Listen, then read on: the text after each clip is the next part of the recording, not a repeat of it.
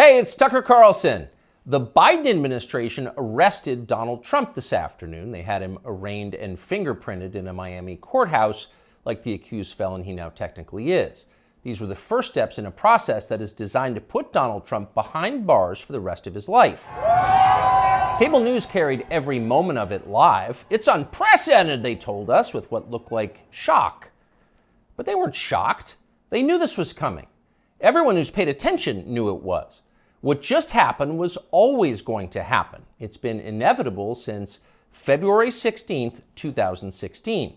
That's the day Donald Trump made a blood enemy of the largest and most powerful organization in human history, which would be the federal government. Despite what you may remember, it wasn't anything that Trump had said about immigration or trade with China or rapists from Mexico. Those are the stories that dominated the headlines that year. Trump's a racist, they screamed. Stop him. But inside Washington, that was just noise. None of it really rated. Identity politics doesn't mean much to permanent Washington. What matters, then and now, is foreign policy. The invasions and occupations and proxy wars.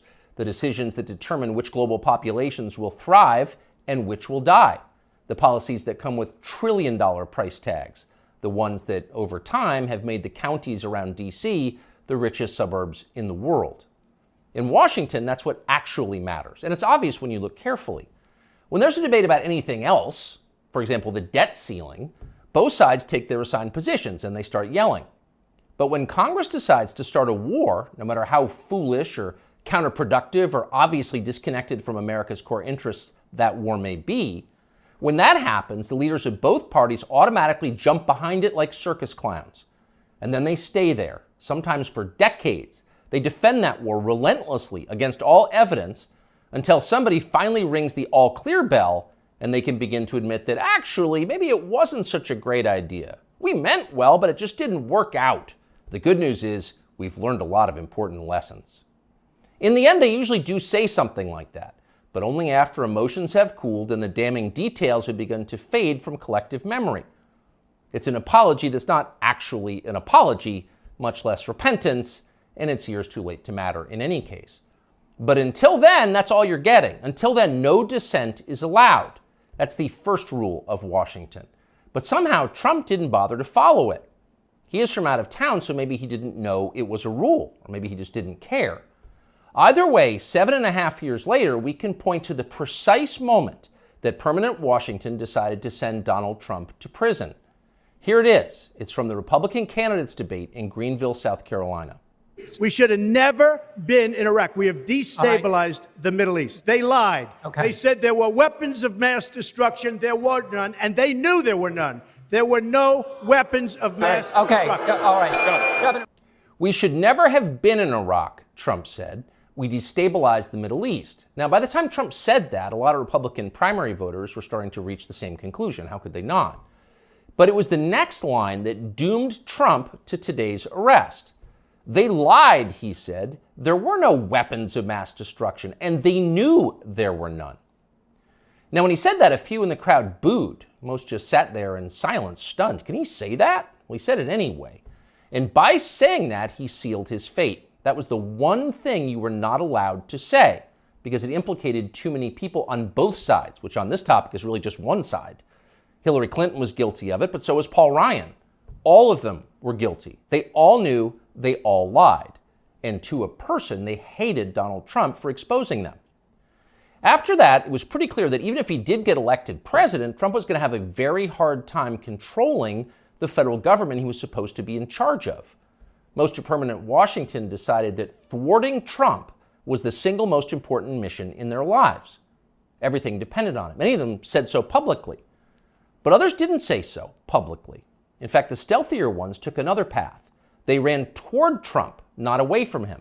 They sucked up to him. They ingratiated themselves with the man they intuitively understood was susceptible to flattery, which Trump is. And they did this in order to subvert his new administration from the inside. There were a number of these, and you could spot them immediately. They were flatterers. Invariably, the ones who flattered Trump the most hated him the most and disagreed the most strongly with his views. You saw them in the hallways of the White House and at press conferences. They were there slobbering over their boss with elaborate self-abasement as if they were addressing a monarch or a god. It was a scene from the Ottoman court. It was filthy and decadent, and it was false. Mike Pence, Nikki Haley, Mike Pompeo, Lindsey Graham in the Congress. They all called Trump a visionary genius up until the moment he lost power.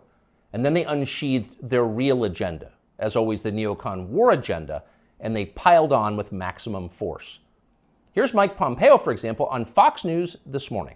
President Trump had classified documents where he shouldn't have had them, and then when given the opportunity to return them, he chose not to do that for whatever reason. When somebody identifies that, you got to turn them in. And so that's inconsistent with protecting America's soldiers, sailors, airmen, and Marines. And if the allegations are true, some of these were pretty serious, important documents. And so that's wrong.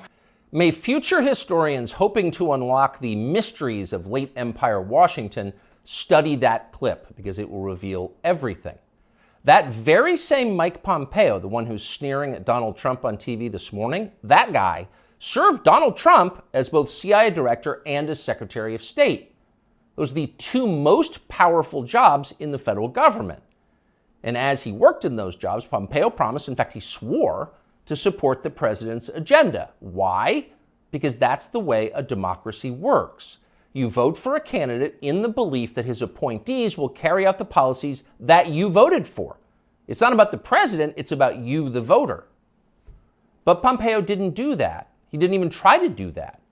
In fact, he undermined Trump's often stated commitment to peace and non-intervention abroad at every turn. His every waking hour was devoted to fomenting war in some faraway foreign country or other. Iran, Syria, Russia, North Korea, the list goes on. But rather than telling Trump that he disagreed with his ideas, as a man would, Pompeo toadied up to Trump, a man he despised, in the oiliest, most over-the-top way imaginable. Ask anyone who worked in that White House at the time. Who is the appointee most likely to tell Donald Trump on a daily basis that he was handsome, virile, sleek, and powerful? Mike Pompeo. That will be the consensus answer. Those of us who saw firsthand Pompeo's relentless kowtowing will never forget it. It was indelibly repulsive. No one with self-respect could do something like that. But Mike Pompeo did it effortlessly, with relish and verve. Now, this same person is telling Fox News viewers that he fears for the safety of our military, our soldiers, sailors, airmen, and Marines, in the approved phrase, because Donald Trump took some classified documents home and didn't immediately return them to the National Archives? What a lie that is. Mike Pompeo knows that's a lie. He spent his entire life in Washington. Washington is a city where internal memos about Labor Day are classified because everything is classified. Your government has classified more than 1 billion federal documents, most of them boring and pointless and a danger to no one, and locked them away in secret where you can't see them because you may be an American citizen, but not really, and therefore you don't have the necessary clearances to know what's going on. And by the way, none of this is done in order to make America safer, any more than COVID restrictions were designed to keep you healthy. No, it's a caste system. That's the point. And you're the untouchable in this hierarchy. Mike Pompeo knows that. Everybody who works in Washington knows that. How many secret documents do you think Dick Cheney took home with him while he was running the Iraq War? How many did his wife read? She never had a clearance. We'll never know the answer because there is no chance Dick Cheney will ever be investigated or his staffers will be told to wear wires in his presence. He will never be indicted for this. Of course not. Dick Cheney is a neocon. Donald Trump is not. Dick Cheney supports war with Russia. Trump does not. That's the difference. The rest is just a distraction. The prosecution of Donald Trump is transparently political. He's literally Joe Biden's main political opponent. He's polling over 60% among Republican voters right now. So Joe Biden is doing what no president has ever dared to do. He's using law enforcement to lock up his chief rival. That's happening right now. Anyone who denies it's happening is lying to you. But actually, it's worse than that. Trump's prosecution isn't just political, it's ideological. Nobody with Trump's views is allowed to have power in this country. Criticize our wars and you're disqualified. If you keep it up, we'll send you to prison. That's the message Washington is sending. Not just the Democratic Party is sending, but both parties are sending. Like so many Republicans, for example, the supposedly conservative governor of Texas, Greg Abbott, spent yesterday totally ignoring the destruction of the American justice system. Instead, he signed a highly important bill called the Crown Act, which according to the celebratory tweet Abbott sent commemorating it, will, quote, prohibit discrimination based on textures and hairstyles historically associated with race. In other words, in Texas, cornrows are now protected by law. Having unapproved views about Ukraine is not.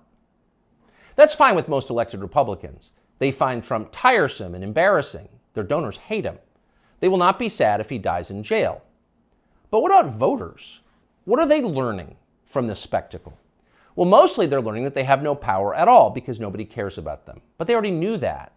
Unlike so many of our elected leaders, they have been to America recently. They know what it looks like. Have you seen it?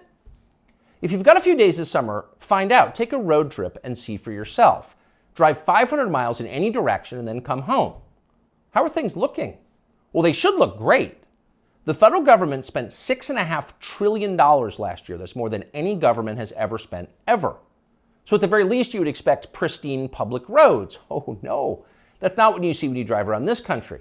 There are potholes and Jersey barriers everywhere. Looks like Tegucigalpa before the Chinese decided to rebuild the infrastructure of Honduras. We don't have China buying our roads. So they're falling apart. You'd think the people you would pass on your road trip would look happy and prosperous. Again, this is a very rich country. But a lot of them don't. Quite a few appear to be strung out on drugs. You see them shuffling by shuttered storefronts in small towns. And you wonder, as you see all of this, where did all the money go? It's certainly not here. Well, it's in Washington. It's in Fairfax and Loudoun counties, and in leafy, perfectly manicured Northwest D.C. And of course, a huge chunk of it went to Ukraine, to Zelensky and his friends. Not because you voted for that. You didn't vote to give it to them. You never would.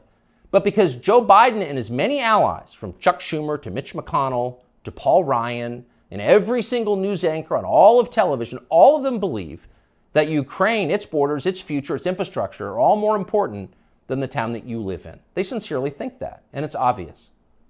Everyone in power thinks that, except for Donald Trump.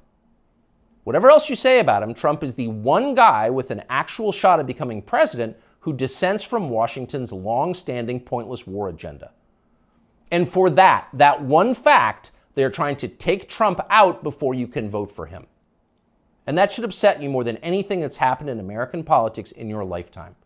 Even if you don't plan to vote for Donald Trump, even if you would die before voting for Donald Trump, which is your right, and a lot of good people feel that way, even still, the destruction of our democracy, which is the right of voters to support any candidate they want, even candidates who don't want war with Russia, the destruction of that should keep you up at night. Yes, Donald Trump is a flawed man, but his sins are minor compared to those of his persecutors. In this life, we don't get to choose our martyrs. We can only choose our principles, and America's are at stake. You often hear people say the news is full of lies. In Kennedy's motorcade, 239 people. The death of Jeffrey Epstein.